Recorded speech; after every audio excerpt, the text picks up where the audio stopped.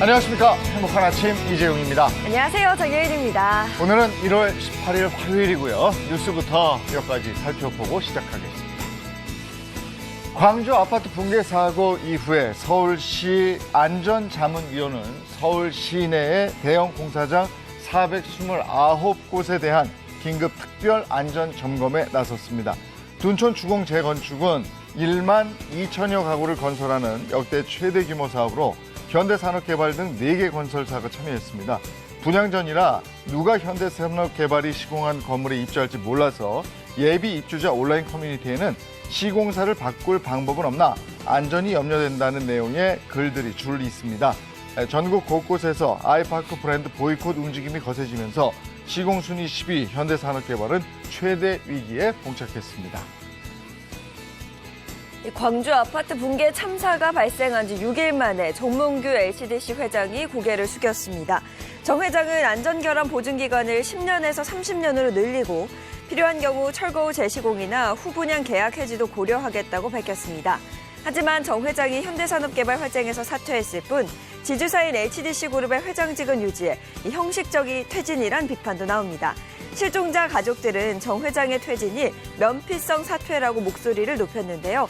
노형우 국토교통부 장관은 현대산업개발 조사 결과에 따라 가장 강력한 행정처분인 등록 말소까지 적용할 수 있다고 밝혔습니다.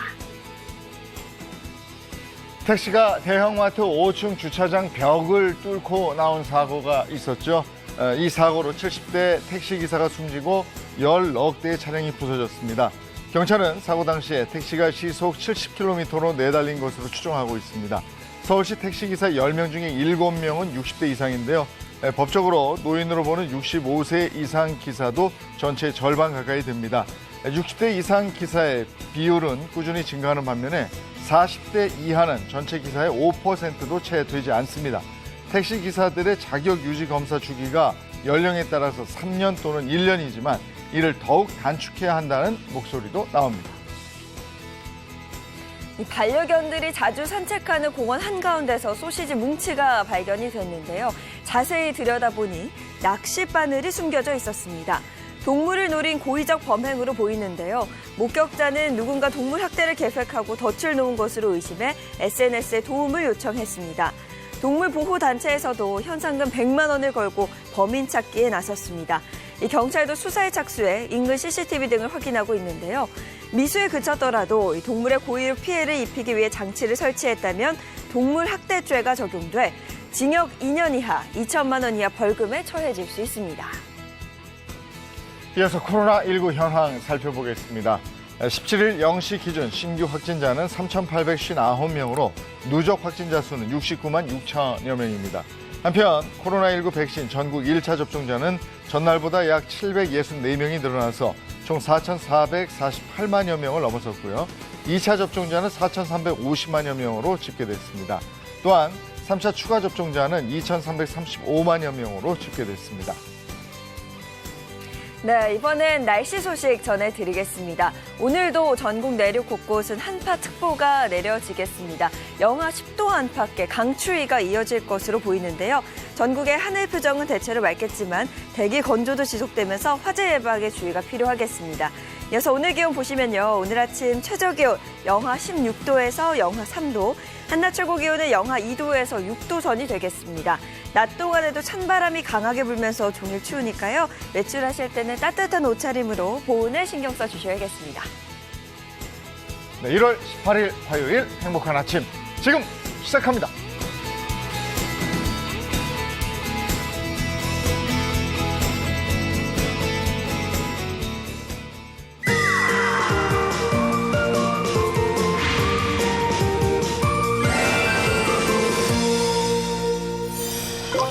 네, 20년 세월 동안 사과 과수원을 일궈온 이영도 씨 사연 지난주에 봤는데 어깨가 좀 안 좋아 보였잖아요. 네, 한눈에 봐도 상태가 많이 심각해 보였습니다. 통증 때문에 밤잠을 설칠 정도였죠. 네, 결국 병원을 찾았는데 이영도 씨 어깨 상태가 어떤지 보시죠.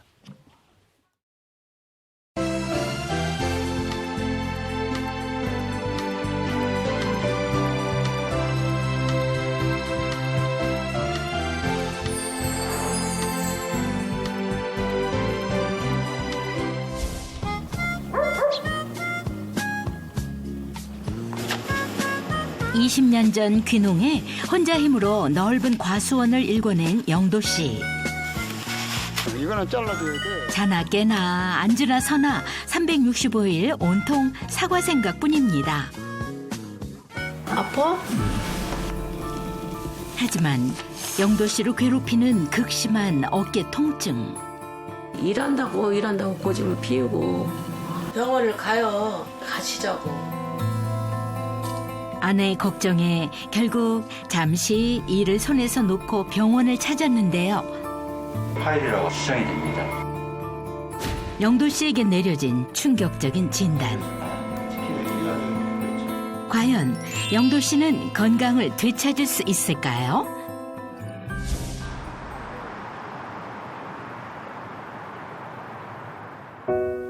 매일같이 극심한 통증에 시달리는 영도 씨. 도대체 그의 어깨는 어떤 상태일까요? 진찰 해볼게요. 여기 맞죠? 옆으로만. 왼쪽 한번 볼게요, 먼저. 힘 빼보세요. 왼쪽 어깨는 별 문제가 없습니다. 자, 하지만 이렇게 한번 돌려볼게요. 아파요. 뭐가 뼈에 살점이 걸린 느낌이 나죠? 예. 이렇게 뼈 위에 조금만 움직여도 견딜 수 없는 통증이 밀려오는 오른쪽 어깨.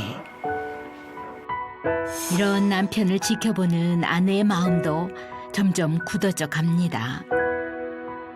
손등으로 바깥쪽을 힘껏 미는 거예요. 그리고 얼마까지 밀어지나 한번 보세요. 아프면 얘기하세요. 바로 아파요? 나이가 들어 어깨 통증이 심해지면 쉽게 50견으로 단정짓는 경우가 많은데요. 몇 가지 자가 진단을 통해서 어깨 상태를 체크해 볼 수 있습니다. 다시 한번 이쪽도 보세요. 똑같이. 이영도님 같은 경우는 회전근개 염증이 생겼을 수도 있고 아니면 회전근개 힘줄이 터졌을 수도 있고 거기에 따라서 우리가 치료기 접근이 달라요. 어깨 관절을 움직이는 주요 근육인 회전근개 쪽에 문제가 생긴 것으로 의심되는 영도 씨. 정확한 진단을 위해 정밀 검사를 실시했습니다. 과연 어떤 결과가 나올까요? 환자분 지금 어깨 MRI인데요. 이거 한번 보시죠. 아버님 아파하시는 데는 어디냐면 상단 쪽에 있는 힘줄이에요. 여기. 근데 보면 중간에 이렇게 찢어진 자리들이 있습니다. 정상인과 비교해 하얗게 보이는 부분이 회전근이 찢어져 뼈에서 떨어져 있는 모습입니다. 진단명은 충돌증후군, 뼈와 힘줄이 부딪힌 현상이라고 해서 어깨 충돌증후군 그리고 회전근개 파열이라고 합니다. 내시경으로 수술하셔야 됩니다. 파열이 심하게 진행된 영도 씨의 어깨. 수술이 시급합니다. 어깨 충돌 증후군은 어깨의 견봉뼈와 회전근개가 서로 부딪히는 현상이거든요. 부딪히다 보면 마찰이 발생하는데 그게 염증과 때로는 힘줄 파열을 일으키거든요. 그때 이제 힘줄 파열이 이루어졌을 때 회전근개 파열이 되는 거죠. 어떤 사람한테 주로 많이 이루어져요? 반복적으로 어깨를 많이 사용해야 되는 사람들, 뭐 운전수일 수도 있고 아니면 미싱 작업하는 사람일 수도 있고 아니면 농사일 하는 사람일 수도 있고 굉장히 다양하게 있습니다. 20년간 몸을 아끼지 않고 사과 농사에 매달렸던 영도 씨. 사과는 풍년이지만 영도 씨의 어깨는 엉망이 돼버렸습니다.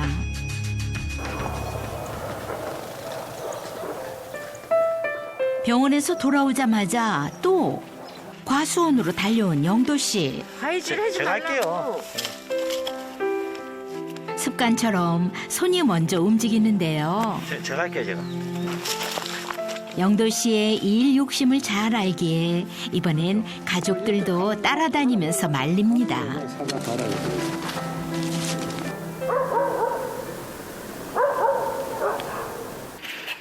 늦은 밤에도 아내의 잔소리가 이어지는데요. 하지 마요. 내가 혼자 할게. 수술 날인데 이제 잡혔는데.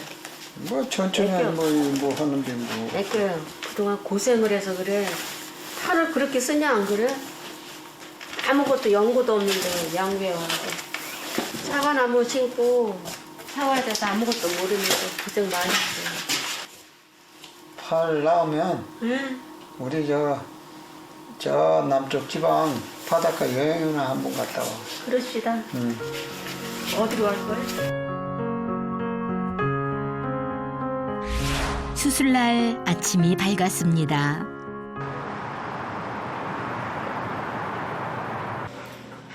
긴장되는 마음을 안고 수술실로 들어가는 영도 씨. 드디어 수술이 시작되는데요. 관절 내시경을 통해 진행되는 수술. 절개 부위를 최소화해 환자의 빠른 회복이 가능합니다. 관절내로 들어왔어요.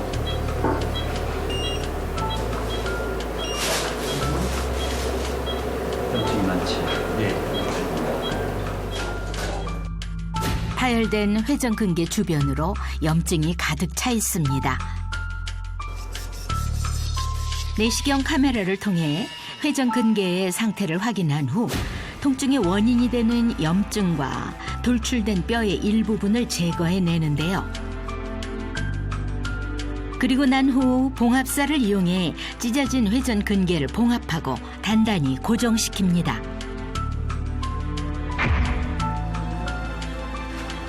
수술 시야상에서 보니까 회전근개 힘줄이 좀 더 많이 파열된 것으로 발견이 됐고요. 그래서 교량형 봉합술을 이용해서 회전근개 힘줄을 아주 단단하게 봉합했습니다. 수술 3일 후 영도 씨가 재활 운동에 한창입니다. 자, 팔 한번 올려볼게요. 앞으로 말씀해 주세요. 95도 올리셨거든요. 예. 수술만큼 중요한 것이 재활 치료인데요. 기구 등을 이용해 어깨 근력을 강화하고 관절 기능을 회복시키는 운동이 병행되어야 합니다. 재활 치료에 적극적인 영도 씨. 네. 이거는 네. 빨리 치료받고 네. 집에 가서 일도 하고 해야 되는데 네. 이걸 조금만 더 높여서 조금만 더 올려드릴까요? 예. 네. 근데 지금 통증이 있어서 많이는 못 올려드리고 예. 한 5도 정도만 더 올려서 100도 한번 예. 해볼게요. 예. 지금 괜찮으세요? 재활 치료에 욕심을 부려보는데요. 수술한 지 며칠 지나지 않았는데 벌써 머릿속은 온통 두고온 사과 생각뿐인 영도 씨. 그래서 마음이 급합니다. 수고하세요. 네. 여기 앉으시죠. 통증은 좀 어떠세요, 지금? 많이 줄어들었어요? 예. 훨씬 편하죠? 예. 잠깐만 풀어보세요. 됐어요. 가만히 계세요. 지금은 쓰란 뒤라 많이 움직이면 아프실 거예요. 제가 간단히만 잠깐만 테스트만 해보고 힘 빼시고. 그렇죠. 기계 물리치료 한번 받으셨어요? 예. 그 견봉 성형술 한 대랑 회전근개 파열된 데 봉합한 대랑 그것 때문에 조금 아프시긴 할 거거든요. 힘줄을 꾸며놓은 자리인데 수술 후에는 할 자리 없어졌죠?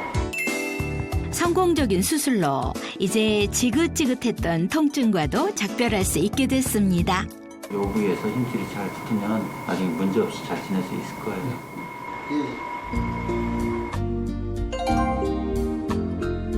집사람도 나 때문에 참 고생 많았는데 앞으로 이제 좀 고생 좀 덜하게 해줄 테니까 이제 그 좀 믿어보고 재밌게 지냅시다. 쑥스러운데 양백무 씨 사랑해. 가족을 위해 사과밭을 일구느라 늘 동분서주했던 사과 아빠 영도 씨. 이제는 그 무거운 짐을 잠시 어깨에서 내려놓고 즐거운 인생, 건강한 인생 살아가시길 응원합니다.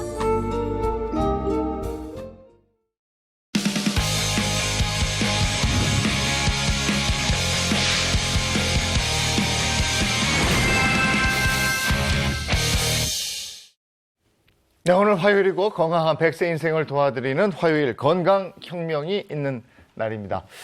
늘 자리를 함께 했던 행운쌤, 김혜선 씨가 어디 갔어요? 네. 개인 사정으로 자리를 비워서 그 틈을 타서 그 자리를 노리고 있는 개그우먼 박은영 씨가 왔습니다. 어서 오세요. 네, 안녕하세요. 잠시만요. 행복한 아침 함께하고 가실게요. 네, 오늘 행운쌤 없다는 소리를 기가 막히게 듣고 저 개그우먼 박은영이 이 자리에 왔는데요. 여러분 지금까지 아주 터프했던 행운쌤 잊어주시고요. 해피해피한 행복쌤 저 기억해주세요.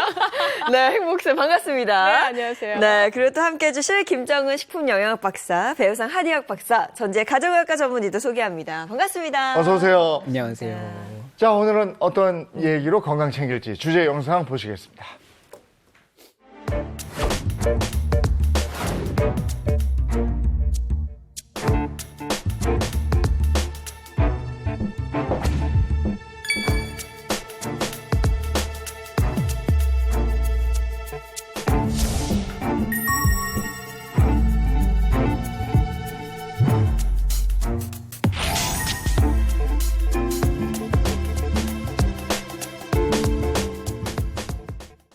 자, 오늘의 주제는 혈당 잡는 근육으로 당뇨 완전 정복입니다. 네, 당뇨는 정말 주변에 알고 네. 계신 분들 많죠. 이제는 뭐 국민질환이라고 불릴 정도로 안타까운데요.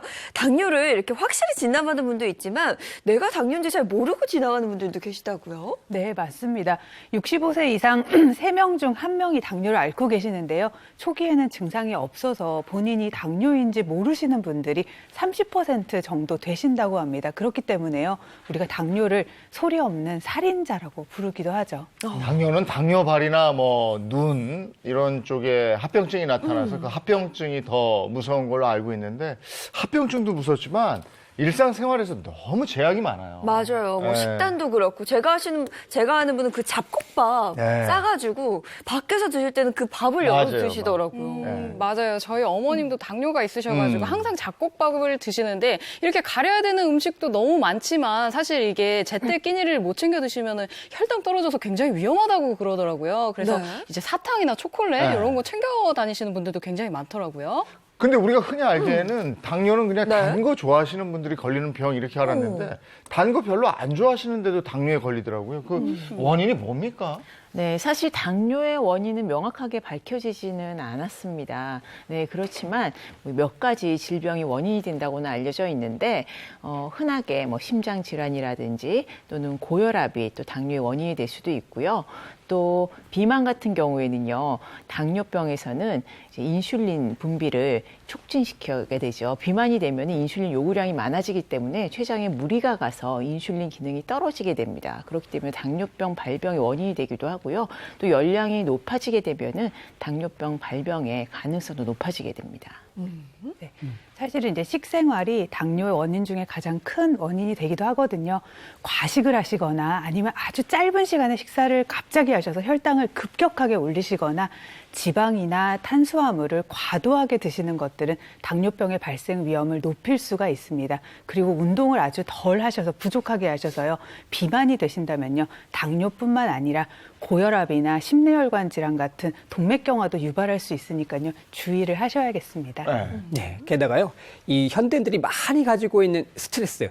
이 스트레스도요, 당뇨병의 주요 원인 중에 하나라고 할 수 있습니다.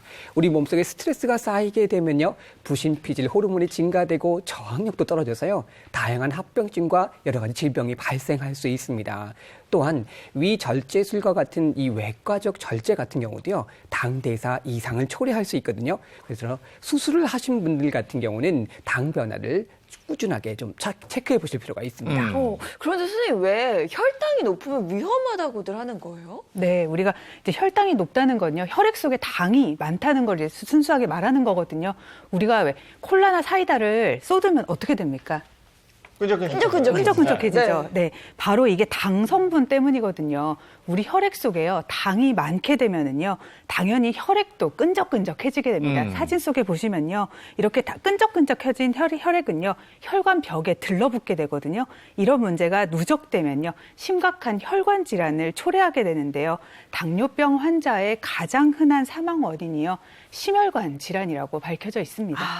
끈적해진 혈액이 혈관을 타고 다니면서 몸속 곳곳에 이제 다치게 하는, 네. 그죠? 아프게 하는, 병되게 하는 건데요. 그러면 결국 그 고혈당이 당뇨 합병증을 만든다 이렇게 볼 수 있겠네요. 네, 맞습니다. 또 합병증 역시 당뇨의 악순환을 유발시킬 수 있게 되는데요. 우리가 당뇨 합병증이 발생하게 되면 콩팥의 혈관을 손상시키게 되고요. 그럴 경우 신장이 혈액을 제대로 걸러내지 못하게 됩니다. 그러면 몸속에 정상보다 많은 양의 수분과 염분이 쌓이게 되고요. 그러면 체중이 늘고 부종이 생길 수 있고요. 소변에 거품이 생기는 것 같이 단백질이 빠져나갈 수 있고요. 혈액에 켜켜이 노폐물이 쌓이게 됩니다.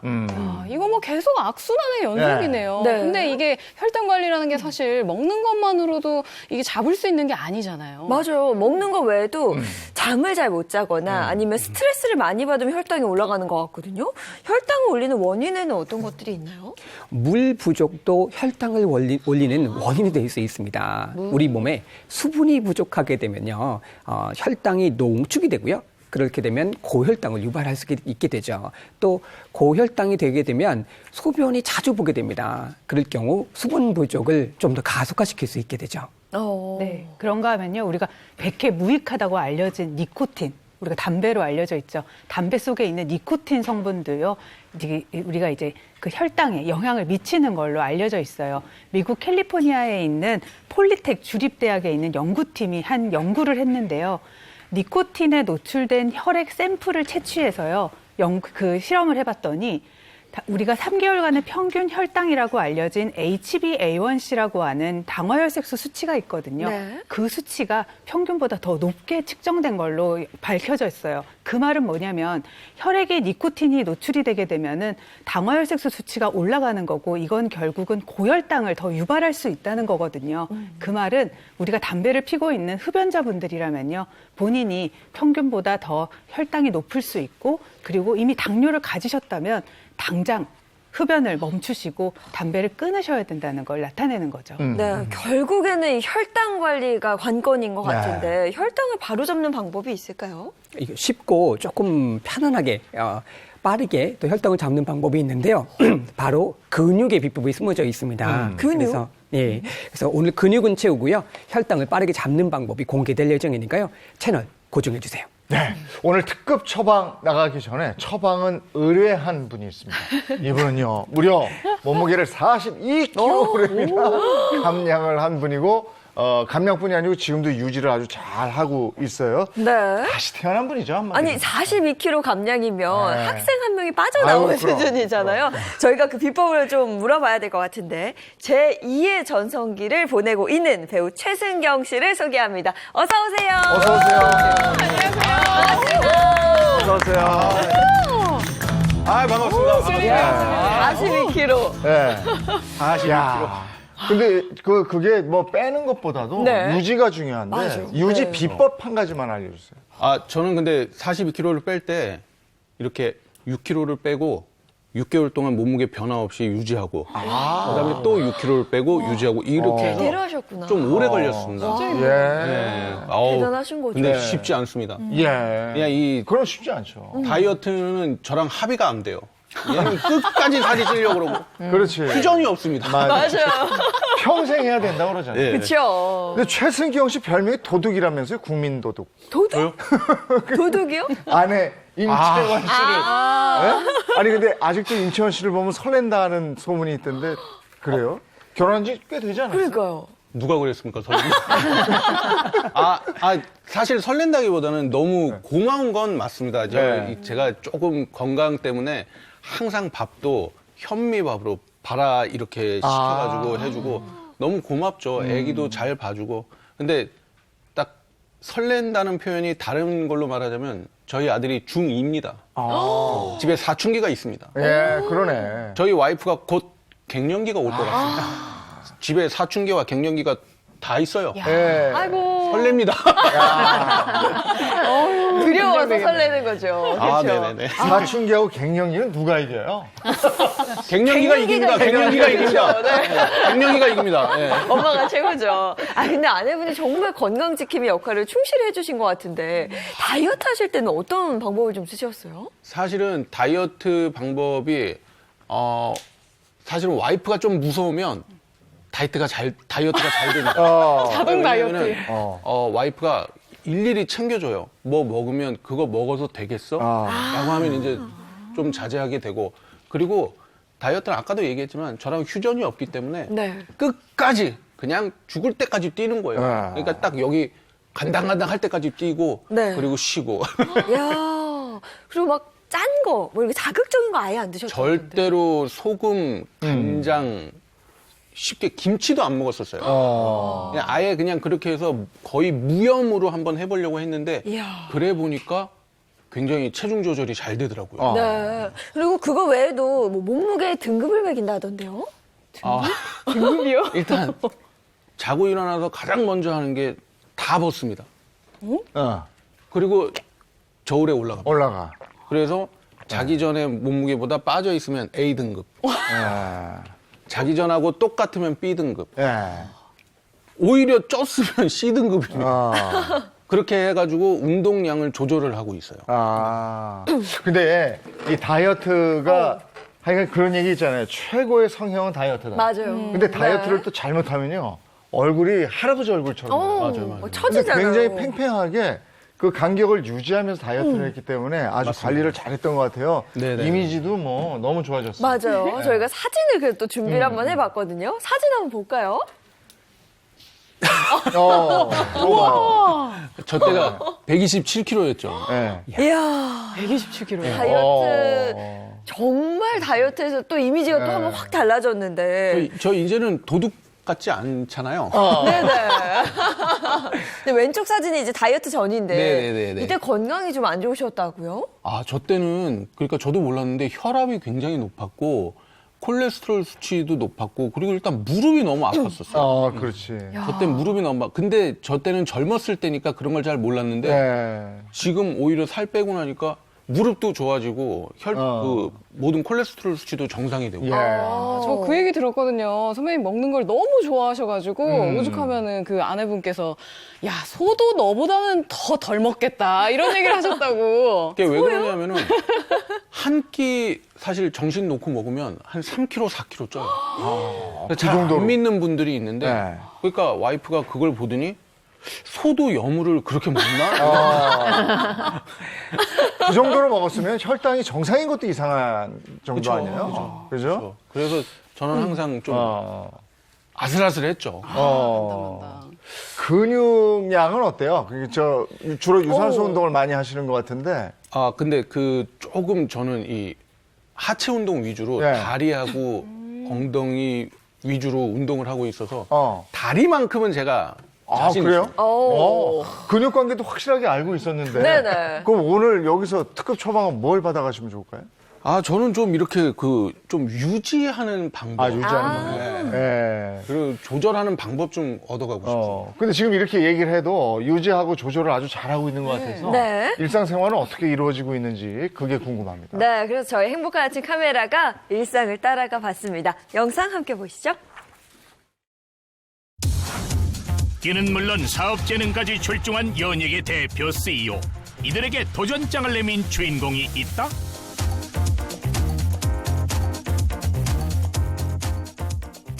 여기 오늘도 열심히 땀 흘려 일하고 있는 스타 CEO를 소개합니다. 안녕하세요. 안녕하세요. 탤런트 최승경입니다. 반갑습니다. 오늘의 주인공을 소개합니다. 낯깔나는 연기를 선보이는 연예계의 발방미인 최승경. 현재 1일 드라마에 출연하며 촬영하랴 사업하랴 몸이 두 개라도 부족할 만큼 바쁜 시간을 보내고 있는 승경 씨. 배우 최승경은 제가 선택받는 거잖아요. 이 일은 정말 제가 선택을 했고 정말 모든 것을 책임을 져야 되는 그런 거기 때문에 나이가 좀 이렇게 먹어가면서 전부 다 저에 대한 모든 것들은 책임감이 굉장히 무거운 것 같아요. 그래서 준비했습니다. CEO 최승경의 하루 지금부터 살펴볼까요? 이렇게 딱 포장기가 일할 때만큼은 웃음기를 싹 가두고 진지하게 임하는 승경 씨. 생산된 제품을 일일이 맛보며 테스트하는 것도 그의 몫인데요. 더 이상 필요 없어요. 네네. 진짜 거짓말 안 하고 하루에 한 30번 깨는 것 같아요. 신경 많이 쓰셨어요? 그러니까 죽을 것 같아. 고이사님 진짜 얼마나 내 전화를 얼마나 많이 했는지 내가 보면 발신번호 보면은 고이사님하고 강 대표님밖에 없어. 최승경 대표님은 어떤 분이신가요? 좋게 얘기해 주세요. 최승경 대표님은 좀 귀찮으세요. 귀찮을 정도로 전화를 되게 많이 하세요. 샤워하기 전에도 전화 오시고. 네. 근데 그런 부분들이 한편으로 귀찮을 수는 있는데 한편으로는 되게 감사해요. 본인께서 노력을 해갖고 계속 알려고 하시니까 너무 감사하더라고요. 그에게 든든한 힘이 돼주는 또 한 사람. 제가 어디 이동 중이구나. 내가 사진을 내가 지금 보냈거든 자기한테. 그거 어땠어? 지금이 더 떨려. 이 사람 되게 냉정해 갖고요. 잘 나왔네, 예쁘게. 그래? 가져와, 올 때. 알았어. 알았어. 기분이 너무 좋습니다.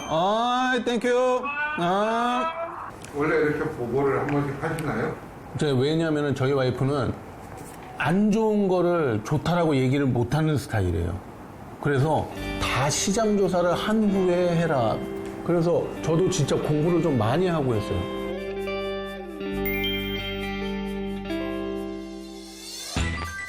이제야 숨 좀 돌리고 잠시 앉나 했더니 검토해야 할 서류가 산더미. 승경씨는 대체 언제 쉬쇼? 응? 지금 점심시간 훌쩍 지났는데 네. 아세요? 조금 이른 시간에 이른 저녁이 있어서 지금 점심 먹기가 시간이 너무 애매해가지고 저는 그냥 오늘 그 대신 잘 아시나 모르겠는데 산양류 단백질이라고 이거를 포만감도 있고 그래서 너무 좋은 것 같아요.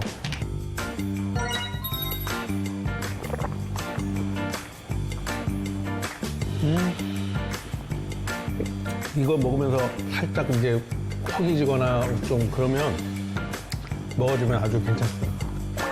열심히 일하고 건강도 똑똑하게 챙기는 최승경. 잠시 후 비둘기마저 웅크릴 법한 추운 날씨에 저 멀리서 걸어오는 최승경 씨의 모습이 보이네요. 아니 일하다 말고 여긴 왜 온 거요? 여기 어떤 일이세요? 제가 지금 사실은 이게 운동을 안 해주면 당뇨로 가는 거고 운동을 막 해줘야 당뇨가 아닌 쪽으로 되는 지금 딱 이렇게 경계에 걸려 있어요. 그래서 3개월에 한 번씩 제가 이 검진을 받고 있거든요. 지난 3년간 체중을 42kg 감량하며 건강을 되찾기 위해 꾸준히 노력해온 승경 씨. 정말 충격을 먹어가지고 음식으로 일단 조절을 하자. 근데 그 음식 조절을 어떻게 했냐면 염분을 완전히 뺐어요. 그러면서 이제 걷기 시작한 거예요. 무조건 걸었어요. 연기도 사업도 건강해야 가능한 법. 그래서 그는 오늘도 열심히 걷습니다. 제 운동 방법은요. 엉덩이하고 허벅지에 힘을 꽉 준 상태에서 보폭 안 넓어도 돼요. 천천히 걷기! 한 걸음 움직일 때마다 더 건강해진다는 마음가짐으로 열심히 노력하는 최승경. 매서운 겨울바람도 그의 열정을 꺾을 수는 없는데요. 그렇게 한참 운동한 뒤 가벼운 발걸음으로 약속 장소를 찾아간 승경 씨. 그는 누구를 기다리는 걸까요?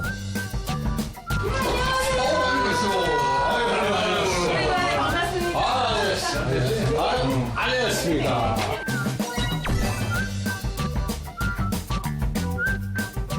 하여튼 오늘 진짜 추운 날 와주셔서 너무 감사드리고요. 아니 요즘 왜 이렇게 추워요? 그러니까.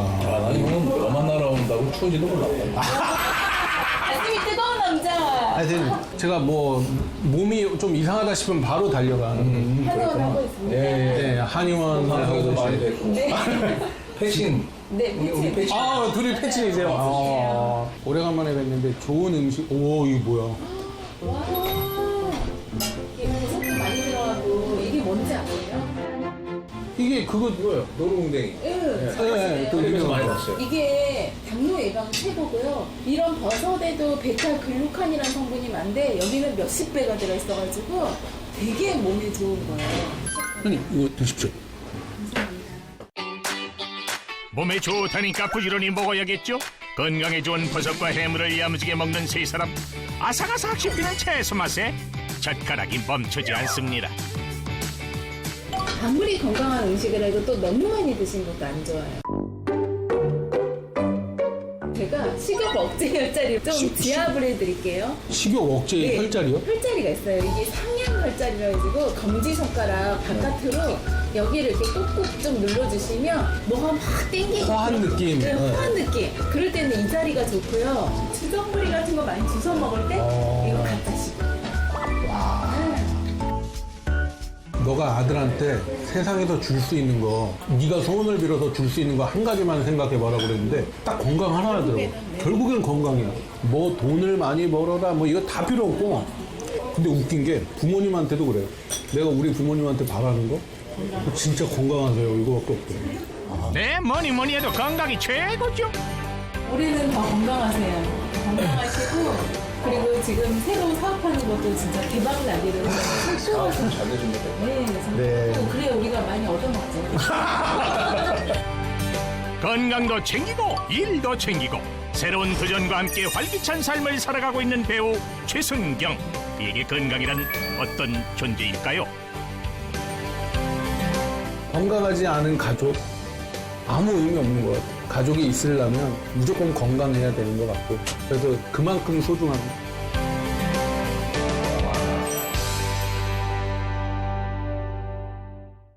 뭐 CEO의 삶, 연기자로서의 삶 그러다 보니까 뭐 관리는 철저하게 될 수밖에 없겠어요. 네, 그 바쁜 와중에도 정말 관리 잘하고 계신 것 같은데 저희 앞서도 얘기가 나왔었잖아요. 근육을 채우면 혈당을 잡을 수 있다. 근육과 혈당 어떤 관계가 있는 걸까요? 근육 같은 경우는 인슐린의 도움을 받아서요. 우리가 섭취한 포도당의 상당량을 저장했다가 에너지원으로 활용하게 됩니다. 그런데 근육이 줄게 되면 포도당을 에너지원으로 덜 쓰게 되고요. 몸속에 남게 되어서 이 남았던 부분이 인슐린 저항성이 생기게 되고요. 당뇨병이 근육을 더 감소시키기 때문에 악순환이 계속되는 것이죠. 네, 그리고 배효상 선생님 말씀처럼요. 근육량이 줄어들면 혈당 사용 능력이 떨어지게 되기 때문에 당뇨병이 생길 수가 있게 되는 거고요. 근육량이 줄면은 당연히 기초대사량도 떨어지기 때문에 감소하기 때문에 연소하지 못하는 콜레스테롤이나 중성지방량이 늘어나게 되고 그렇게 되면은 심혈관 질환의 위험도 커질 수 있습니다.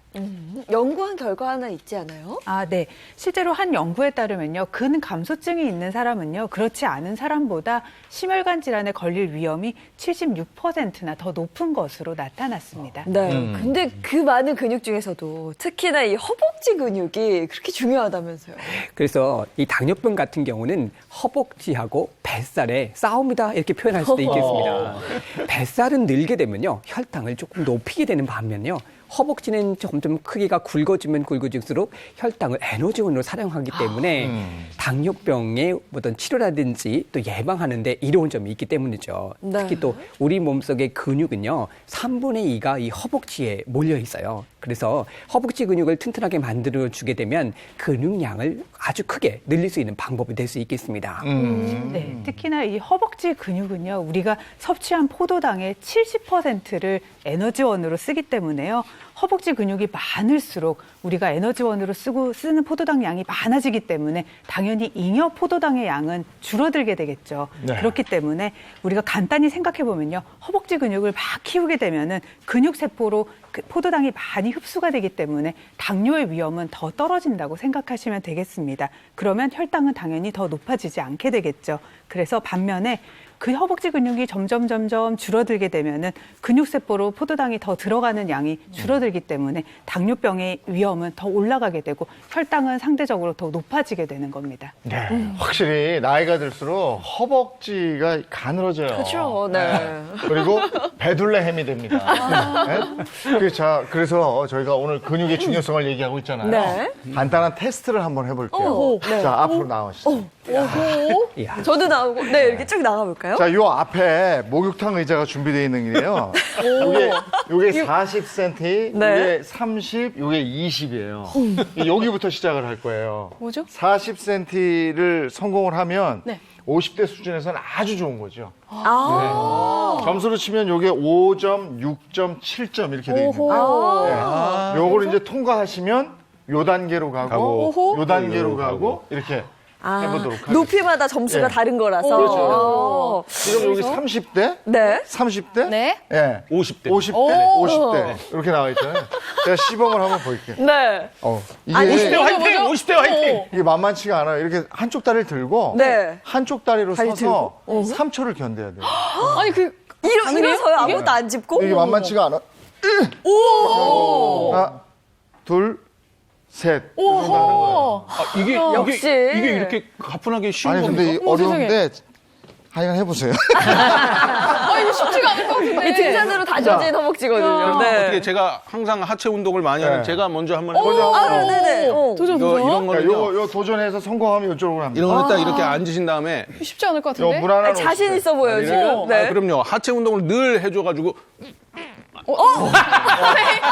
이게 원래 한 방에 되면 재미가 없어요. 이게 만만치 않아요. 어머. 이거 쉽지 않네요. 야, 아니 어떻게 하신 거예요? 이거 뭐야? 실패. 이거 어떻게 하셨어요? 자, 30대. 자, 30대 도전. 해볼게요. 하나, 둘, 셋! 잠깐만요. 자, 한 번 더. 한 번 더 해볼게요. 하나, 둘, 셋! 이게 만만치 않습니다. 이거 진짜 우리 어려운데요. 저 보시는 시청자 여러분들도요, 이거 쉬워 보이지만 그냥 해보세요. 결코 만만치 않습니다. 사실 제가 이제 네. 허벅지로는 제가 네. 행운 쌤한테 지지 않거든요. 진짜요? 자, 한번 도전해 보도록 하겠습니다. 하나, 둘, 셋. 둘, 와, 셋, 통과. 다음. 사실 마음 같아서는 두 다리를 다 띄우고 싶거든요, 지금. 공중부양을 하고 싶은데. 자, 마음같이 되는지 한번 해보도록 하겠습니다. 자, 행복한 아침 가자. 되는 거. 아니, 이거 어떻게 하죠? 저만이 계속 하나요? 마지막. 저만 하나요, 지금? 좀 쉬어요. 좀 쉬고. 요거 하나만 더 올려서 그러면. 네. 자, 한번 도전해보세요. 야, 허벅지 힘을 이게 길러야 되거든요, 지금. 50cm는 요 정도면 돼요, 사실. 50cm는 제가 되죠. 오! 오케이. 50cm. 50cm. 저도 한번 해도 인정, 될까요? 자, 저도 한번 50cm 인정. 아니, 보니까, 제가 은영 씨 보니까 살짝 이렇게. 살짝 이렇게. 기대셔야 돼요. 살짝 발도 요령이. 붙여야 되네. 이제 해볼게요. 지금 잠깐 앉아 계시는 거죠, 지금? 요령 아셨다면서요? 야, 아니야. 이게 3초를 버텨야 돼, 이렇게. 3초를. 다시 한 번. 저는 안 될 것. 자, 요거 통과 못하면 70대로 인정. 하나, 둘, 셋! 간신히 안 돼. 야. 70대네요. 자, 70대로 인정합니다. 그럼 제가 요거 마지막으로 요거 한번 도전 네. 한번 해보도록 하겠습니다. 이거 되면 정말 20대다. 요거 되면은 20대. 저 여기 지금 고정 자리 한번 노려보겠습니다. 네. 자, 아까 오른발을 했으니까 자, 할 수 있어. 할 수 있어, 할 수 있어. 자, 고정 가는 거야. 고정 가는 거야. 가자. 하나, 자리 둘, 뺏자. 가자. 하나, 둘, 셋. 자, 잠깐만. 네, 쉬는 타임. 자, 네. 한 번 더. 한번 더. 네, 왼발로 한번 해볼게요. 자, 하나, 둘, 셋. 제가 여기가 어디? 아니, 여기는 안 돼, 여기는. 이거는 안 여기는 되겠다. 무리야. 요게 이거. 2개 있는 거? 예. 그쵸? 두 자, 개 이거. 정도까지? 아니 이거 될 것 같은데. 이거 쉽지 않아요. 야, 이게 정말. 진짜 제가 쉽지가 않네요. 아까 이것도 안 됐는데. 야, 무리하게. 우와, 쉬운 일이 어렵네요. 아니에요. 자, 진짜 이렇게 어려워요. 한번 해보시면 근육량이 나오는데 제가 보기에는 한 50cm 정도에서 하시면 무난하게 50대 정도의 근력을 유지한다 이렇게 생각합니다. 요거 너무 까다롭게 해놨어. 너무 이게 어렵게 의자가 해놨어. 너무 낮은 거 아닌가요? 네. 그러니까 50cm 정도에서 되면 내 근육 아직 괜찮다. 네, 이렇게 네. 보시면 되고 70대. 네. 같은 50대인데 제가 완전히 오늘도 70대네요. 진짜. 자, 저희가 한번 해봤는데 네. 진짜 이게 근육량이 이게 허벅지 근육이 유지한다는 게 만만치가 않아요. 네. 왜냐하면 나이가 들수록 그 정말 운동으로 유지하지 않으면 근육이 빠진다고 그러거든요. 그렇죠. 네. 지금처럼요, 이제 근육이 물리적인 자극을 네. 받는 거거든요. 그렇게 물리적인 자극을 받으면요, 근육이 신호를 주게 되고요. 그러면 근육 속에 있는 유전자가 활성화가 되면서요. 근육에 있는 근섬유가 활성화되면서 근섬유가 뚱뚱해지면서 근육량이 늘어나게 되는 거예요. 그렇게 되면서 하지만 나이가 들수록요. 근육을 만드는 단백질의 합성과 분해가 역동적으로 일어나지가 않게 되는 겁니다. 30대만 해도요, 골격근이 끊임없이 단백질을 아미노산으로 바꾸면서 근육량을 유지하는 능력이 있는데요. 나이가 들면서 근육량을 이루는 아미노산이 유지가 점점 덜 되게 되면서 근육량은 점차적으로 감소가 되게 되는 겁니다. 네. 자, 당뇨의 핵심, 혈당을 잡는 건데, 그렇다면 제멋대로인 혈당을 꽉 잡아줄 수 있는 특급 처방은 뭐가 있을까요? 네, 첫 번째 특급 처방은 배 의원님이 준비를 하셨는데요. 식후혈당 내리는 특급 처방이라고 합니다. 어떤 예. 얘기일까요? 일단 말씀드리기 전에 우리 초기 혈당을 이제 측정하러 가시게 되면 공복 혈당과 식후 2시간 이후의 혈당을 측정하게 됩니다. 이거 근데 그냥 혈당 조절 잘 돼서 보는 거 아니에요? 맞습니다. 그래서 음식물을 섭취하게 되면 한 10분 정도 지나면서부터 혈당이 서서히 올라가기 시작해요. 1시간 정도 지나게 되면 그 혈당이 최대 피크에 이르게 되고요. 그 이후부터는 점점점 떨어져서 2시간 정도에서 3시간 정도 되면 식전의 혈당으로 돌아가는 것이 정상적입니다. 그래서 혈당 자체가 140 정도 미만으로 나왔을 때는 정상이라고 할 수 있고요. 200 이상이 나오게 되면 당뇨로 진단할 수 있게 되는 것이죠. 그러면 식후 2시간 혈당이 애매하게 141에서 199 사이로 나왔다. 네. 그럼 어떻게 봐야 돼요? 예, 그 수치가 나왔다라고 하면 아직 당뇨라고 얘기하기는 조금 어렵고요. 내당능 장애라고 해서 제2 당뇨병으로 진행될 수 있는 고위험군이라고 할 수 있습니다. 또한 식후에는 무엇을 드셨는지에 따라서 혈당이 좀 달라질 수 있거든요. 그래서 당화혈색도라든지 당뇨 증상을 보시고 확인해 보시는 것이 필요할 거고요. 이 시기부터는 당뇨를 관리해야 되는 시기라고 할 수 있겠습니다. 네, 실제로 이런 수치가 나오신 분들을 좀 보면요. 조금 비만이 있으시거나 아니면은 내장 지방을 좀 갖고 계시다거나요. 혈액 검사를 해보면 좀 간 수치가 높고 아니면 초음파를 해보면 지방간이 좀 있다거나 아니면 콜레스테롤 수치가 좀 높다거나 아니면 HDL 수치가 좀 낮다거나 이제 즉 대사증후군의 위험이 좀 있는 분들이 좀 있습니다. 예, 그래서 당뇨 관리를 위해서는 제일 첫 계명이 바로 혈당 관리거든요. 특히 이제 식후의 혈당을 잡는 것이 매우 중요합니다. 그래서 오늘은요, 식후의 혈당 잡는 지압법에 대해서 한번 설명드리도록 하겠습니다. 네. 최승혁 씨, 저 좀 도와주시겠어요? 네. 앞으로 나와주실게요. 오늘 거의 실험맨처럼 제가. 아니, 이거 좋아요. 네네. 네, 근데 의자에 앉으시죠. 우리 배 선생님 손이 약손이라 이렇게 뭐 지압받으면 다 나아요. 뭘 한 거야, 나 도대체. 일단 첫 번째 혈자리는 혈의혈이라고 하는 혈자리입니다. 네. 그래서요, 여기 슬개골 위쪽에 손가락 3마디 정도 올리시고 난 다음에요, 안쪽으로 누르시면 쏙 눌러보시면 여기 통증을 느끼는 자리 있습니다. 한번 눌러보실게요. 여기 아프시죠? 네. 여기가 바로 혈혈이라고 하는 자리입니다. 이 자리는요, 혈액순환에 방해가 되는 어혈이라고 하는 부분을 제거할 수 있는 혈자리인데요. 제가 한번 스티커를 붙여서 조금 더 명확하게 보여드리도록 하겠습니다. 바로 네네네. 예. 1등급 품질. 이 자리라고 할 수 있겠습니다. 네. 그래서 여기는 골수에서 혈액을 만드는 조혈 기능을 도와줄 뿐만 아니라 아랫배의 자궁 자체를 조금 도와주기 때문에 여성분들에게 더 좋은 혈자리라고 할 수 있겠습니다. 그다음에 두 번째 혈자리는요, 허벅지 중간 정도쯤에 있어요. 이 혈혈하고 고관절 사이에 중간 정도에 위치하고 있는 혈자리거든요. 여기가 바로 기문혈이라고 하는 혈자리입니다. 제가 한번 다시 스티커를 붙여서 말씀을 드릴게요. 네네. 예. 이 자리도요, 꼭 눌러보시면 안쪽에서 통증을 조금 느끼실 수 있습니다. 이 기문혈은 허벅지에 위치해 있기 때문에 허벅지 근력을 강화시켜줄 수 있고요. 혈액에 도움이 되고 또 소변을 배출을 원활하게 해주기 때문에 요도임이라든지 또 비뇨생식기 질환에도 활용해 볼 수 있는 혈자리입니다.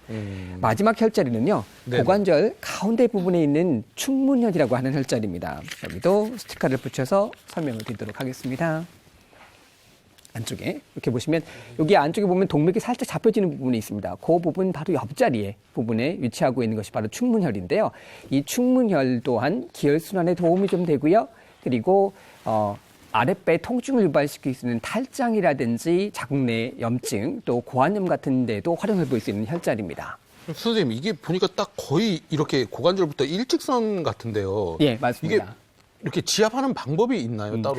일단 혈에서부터 그 기문, 충문혈을요, 순서대로 한 5번 정도씩 꾹 눌러주셨다가 뛰기를 반복해 주시면 좋습니다. 선생님, 한번 해보시겠어요?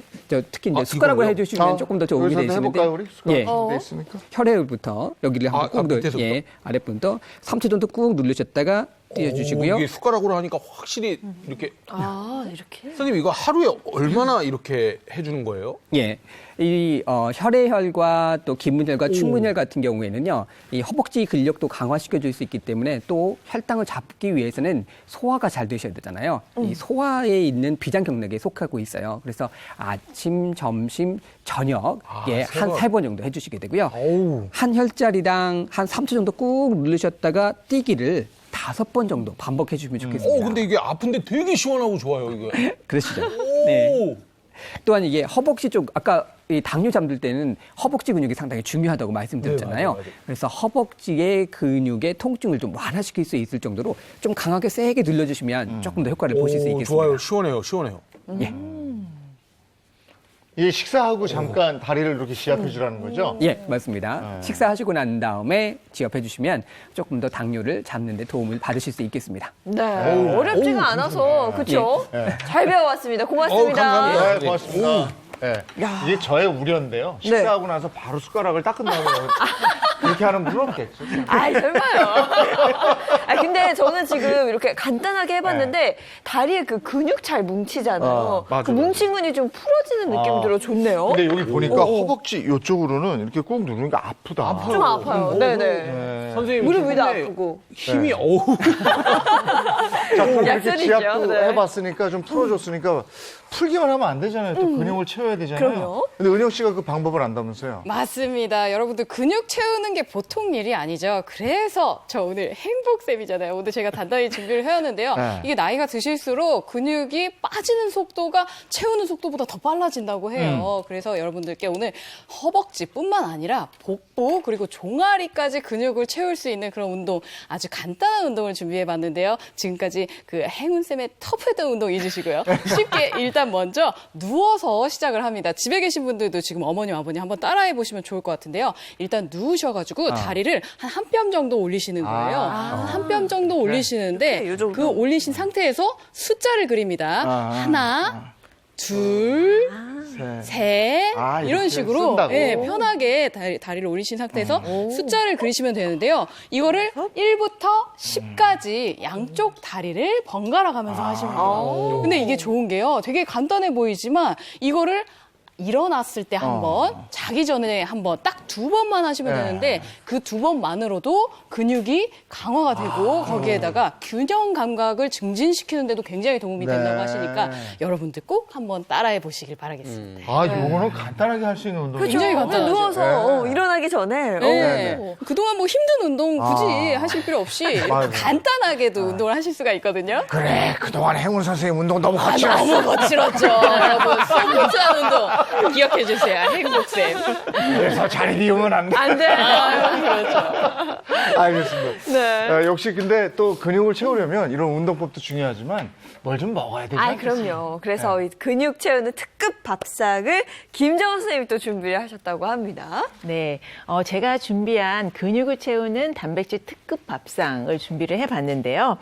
근육을 채우기 위해서는 단백질을 섭취해야 한다라는 거는 다 알고 계실 거예요.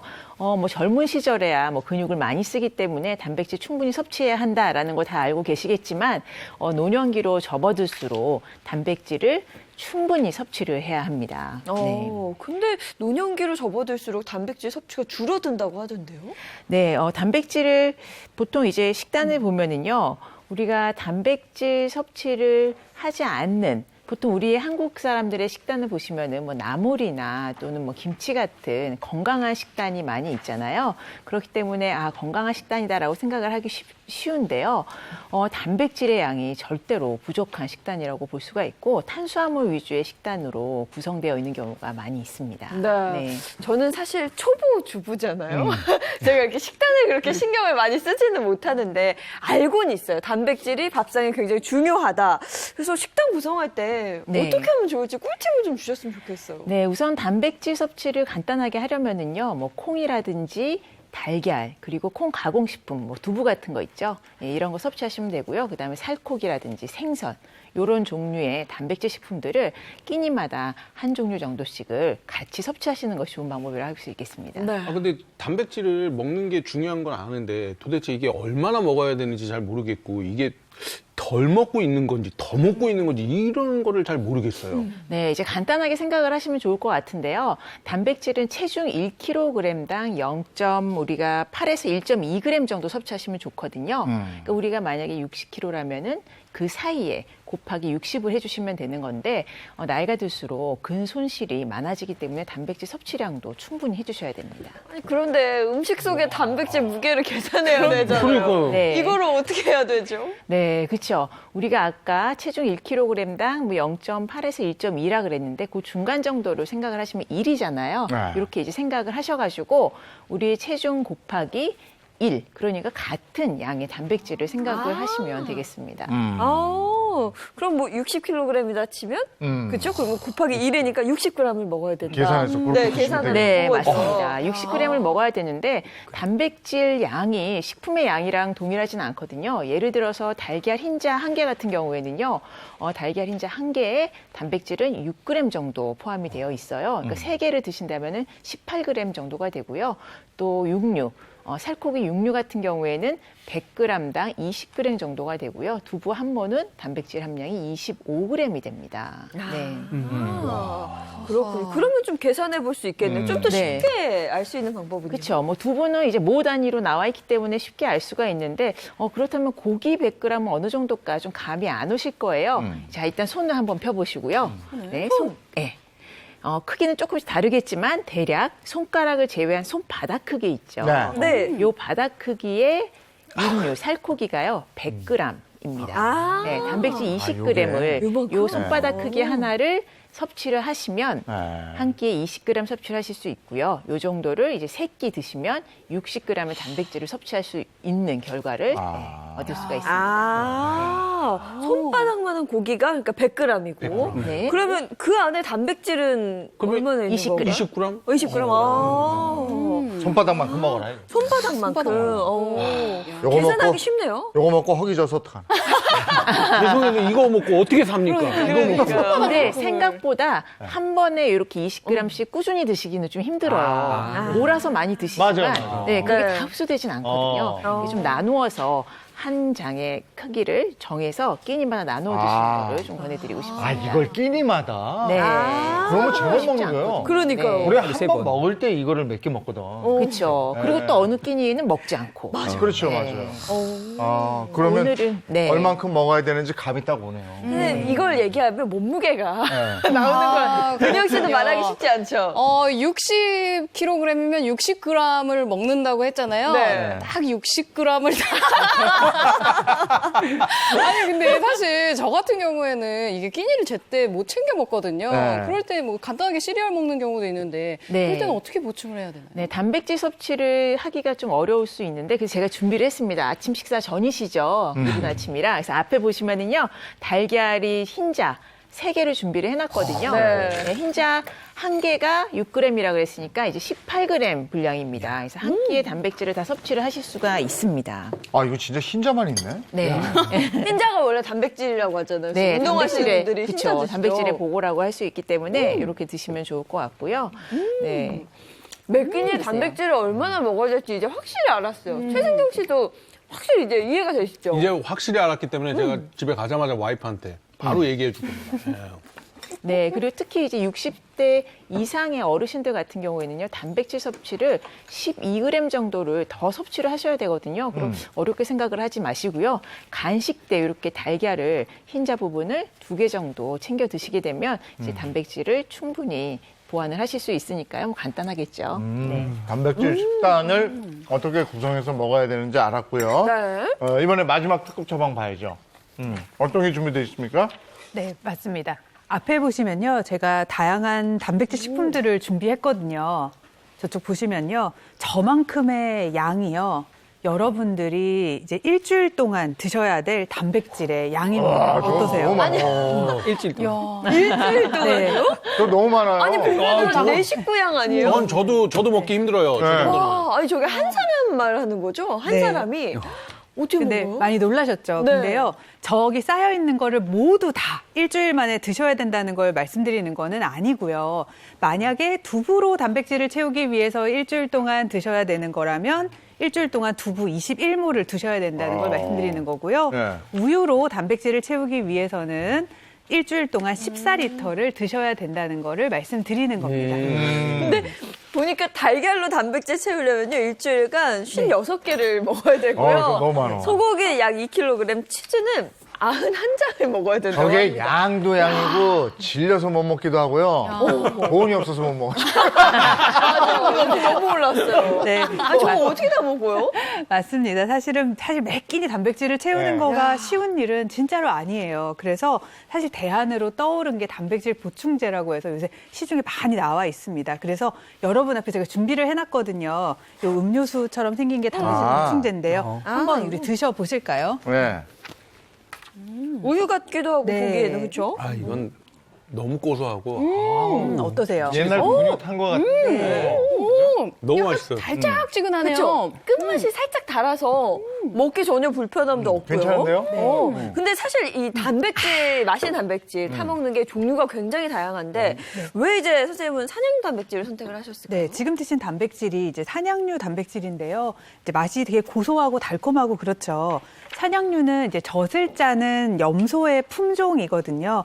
이 기원전 8,000년 전부터요, 산양류 제품을 섭취해왔다는 기록이 있습니다. 산양류는요, 사실은 단백질 중에서 모든 아미노산을 함유한 완전 단백질 식품 중에 하나라고 일컬어지고 있습니다.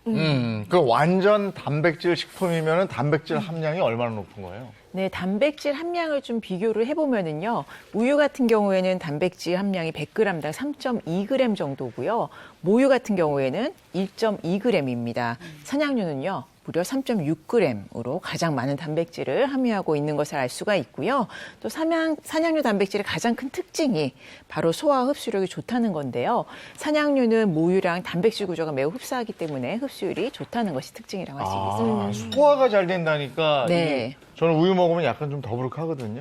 네. 어느 챙겨 정도 드시면 어떤 성분이 있어 소화가 잘 되는 거예요? 네, 산양류 단백질에 방해하는 이제 단백질, 네. 산양류 단백질 중에서요, 알파 S1 카제인이라는 성분이 우리의 흡수를 좀 방해하는 성분이거든요. 그래서 우리가 이제 산양류 단백질 그리고 또 우유의 단백질을 좀 비교를 해봤습니다. 그래서 위산과 만나게 되면은 이제 흡수를 방해하기 때문에 이것을 좀 이제 반대로 생각을 해가지고요. 여기에서 이제 한번 살펴볼 텐데요. 산양류 같은 경우에는 0.9에서 7g 정도에 불과하지만 우유는 리터당 이 알파 S1 카제인의 함량이 12에서 15g으로 14배나 많이 함유되어 있습니다. 네. 14배? 네. 그래서 우리가 이제 실험을 한번 해봤는데요. 우유와 이 산양류 단백질의 알파 카제인 함량을 비교를 했는데 이제 위산 대신에 식초를 같은 위산이라고 생각을 하고 실험을 했습니다. 그래서 식초를 넣어서 덩어리가 생기는지 여부를 보고 소화를 방해하는 성분이 적은지 많은지 알 수가 있는데요. 우유에 식초를 넣었을 때는 자 보시다시피 덩어리가 이제 많이 생겨가지고 뭉쳐 있지만 산양류 같은 경우에는 덩어리가 뭐 거의 생기지 않은 것을 볼 수가 있죠. 네. 또 그나마 응고된 입자 크기도 산양류 단백질 같은 경우는 굉장히 작은 것을 알 수가 있습니다. 그래서 방금 알파 S1 카제인 같은 경우가 덩어리를 만든다고 그랬잖아요. 근데 덩어리를 만들지 않게 하는 성분 자체가 이 베타 카제인이라고 하는 성분입니다. 그래서 이 베타 카제인은 산성과 만나도 위산과 만나도 크게 뭉쳐지지 않고 부드럽게 해주는 단백질이고요. 모유와 비슷하게 산양류에도 풍부하게 함유가 되어 있어요. 그래서 알파 S1 카제인은 적고 소화에 부담이 되는 카제인 자체가 적고 그다음에 소화에 도움이 되는 이 베타 카제인이 많이 있기 때문에 산양류가 소화에 도움이 된다라고 할 수 있겠습니다. 예. 네. 이 충분한 단백질 섭취가 근육에도 도움이 되지만 각종 질환을 예방하는 데도 도움이 된다고 그랬으니까 네. 역시 마찬가지로 질환 예방에도 도움이 될까요? 맞습니다. 특히 이제 근육 같은 경우가 이 포도당을 활용하게 되는데요. 단백질 섭취를 충분하게 해주게 되면 근육량 자체가 키워주게 되고 혈당을 조절하는 데도 도움을 받으실 수 있어요. 실제 한 연구에서 보게 되면 16주 동안 비만한 주에다가 산양류하고 우유를 두 그룹을 나누어서 섭취를 시켰습니다. 그리고 나서 나중에 결과를 봤더니요. 공복 혈당은 산양류, 우유 모두 떨어지게 나왔고요. 산양류 같은 경우는 혈청, 인슐린 수치 자체도 좀 떨어진 것으로 나왔습니다. 그래서 산양류가요. 우유보다 조금 더 혈중에서 혈당을 좀 소모하는 율 자체가 높다라고 할 수 있겠습니다. 네, 뿐만 아니라 이것에도 도움을 줬는데요. 산양류 단백질이 심내혈관 질환이랑 면역력을 기르는 데도 도움을 줬다고 알려져 있습니다. 산양류에는 중세지방산이 우유보다 2배 정도 이상 더 들어있는데요. 중세지방산은 길이가 짧아서 체내에서 흡수가 잘 되고요. 체지방으로 축적이 덜 되기 때문에 우리가 착한 지방으로 부르고 있습니다. 그러면 이 산양류는 이제 상대적으로 살이 좀 덜 찌는 거네요. 와, 이거 운동하고 바로 먹어줘야 되네요. 네. 아무래도 이 산양류가요, 체중 관리에 더 도움이 된다고 할 수 있거든요. 이런 중세 지방산 같은 경우에는요, 콜레스테롤 수치도 낮춰주는데 도움을 준다고 알려져 있어서 심장마비나 뇌졸중 같은 심내혈관 질환을 예방하는 데도 도움을 줄 수 있습니다. 실제로 산양류 요구르트를 이제 30일간 섭취하게 했더니 총 콜레스테롤 수치가 더 줄었다는 연구 결과도 있습니다. 그러면 그 노화 예방에 도움을 준다. 이거는 어떤 얘기인가요? 네, 최근 모유에요. 뉴클레오타이드라고 하는 세포 젊음을 좌우하는 데 도움을 준다는 연구 결과가 있었어요. 이 뉴클레오타이드라고 하는 거는요. 우리 세포를 구성하고 있는 DNA와 RNA를 구성하는 기본 단위로 알려져 있는데요. 신진대사를 활성화시키고 저항력을 길러주는 대표적인 성분이고 모유 성분 중에 하나라고 알려져 있는데요. 노화세포에는 존재하지 않고 젊은 세포에만 들어있는 거예요. 그래서 젊은 세포의 뉴클레오타이드 성분을 딱 생성을 멈춰봤더니 이 세포가 곧바로 노화세포로 탁 변질이 되는 거죠. 그래서 이 쉽게 말해서 이 뉴클레오타이드가요, 세포의 성장을 도와주는 이런 성분이라고 밝혀져 있는 거죠. 근데 이 뉴클레오타이드가 산양류에 굉장히 풍부하게 들어있다고 알려져 있습니다. 네, 그리고 뉴클레오타이드는 천연 면역 성분이거든요. 그래서 면역 시스템을 올리는 데 도움을 주는데요. 노년기에 이렇게 뉴클레오타이드 같은 경우에는요, 장 건강과 또 면역력을 증진시켜주고 염증 질환을 또 개선하는 데 도움을 준다는 연구 결과도 있습니다. 네, 그리고 이제 산양류의 뉴클레오타이드는요, 일반 우유의 6배 내지는 7배 가량 많이 들어 있습니다. 이거 뉴클레오타이드 이거 놓치고 싶지가 않은데요. 근데 이게 장 건강하니까 생각이 나는데 이 산양류에 올리고당이 또 풍부해가지고 장 건강에 좋다는 얘기도 들었었거든요. 정말 정확하게 알고 계시는데요. 올리고당 같은 경우는 장내 유익근을 늘려주고요. 또 장점막 세포를 강화하기 때문에 유해 물질의 침투를 막아주어서 장 건강에 좀 도움이 될 수 있습니다. 근데 우유 같은 경우는 1리터에 0.03g 자체가 들어가 있는 반면요. 산양유에는 0.25g이 들어있어서 8배나 더 많다라고 하죠. 그래서 장 건강에 도움이 되는 측면이 있겠습니다. 그러면 이 산양류 단백질 섭취할 때 주의사항 같은 건 없나요? 네, 앞서 말씀드린 것처럼요. 산양류 단백질 하루 권장 섭취량을 지켜서 드시는 것이 좋고요. 또 신장 질환을 앓고 계시는 분이라면은 주의를 좀 하셔가지고요. 신진대사에 또 단백질 대사에 무리가 갈 수 있기 때문에 전문의와 상의 후에 섭취하시는 것이 좋겠습니다. 그리고 이왕이면요, 영양 정보표를 보시고요, 확인하시는 게 중요한데요. 영양 정보표에서 단백질 함량을 확인을 하시고 영양소의 궁합을 보면서 선택을 하시는 게 좋겠습니다. 네, 그래서 오늘 퀴즈 준비되어 있습니다. 네, 오늘 시청자 퀴즈 바로 드리겠습니다.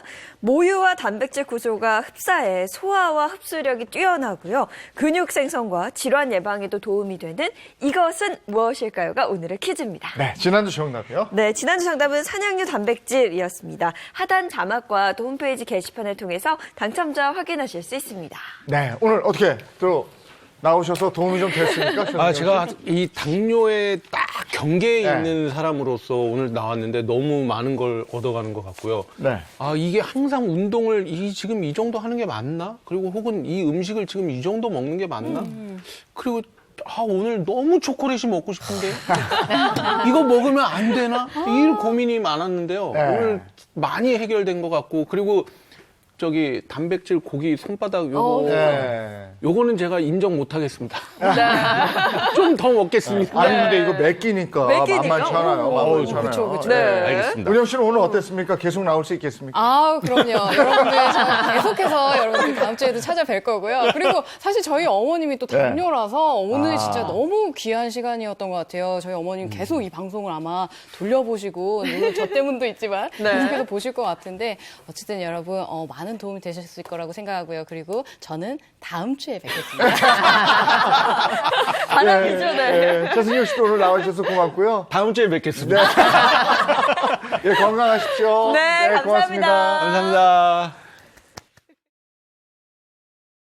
아니 어떻게 이렇게 날마다 추워지는 것 같아요. 그러니까요. 저희가 뭐 매일 이제 방송 끝나고 네. 오늘 더 춥습니다. 오늘 더 춥습니다 하는데 정말 오늘은 더 진짜 춥습니다. 춥더라고요. 네. 오늘 뭐 전국 곳곳이 영하 10도까지 뚝 떨어진다고 하니까요.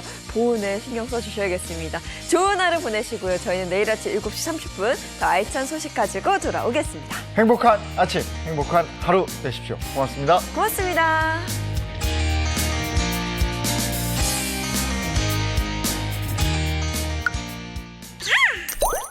채널 A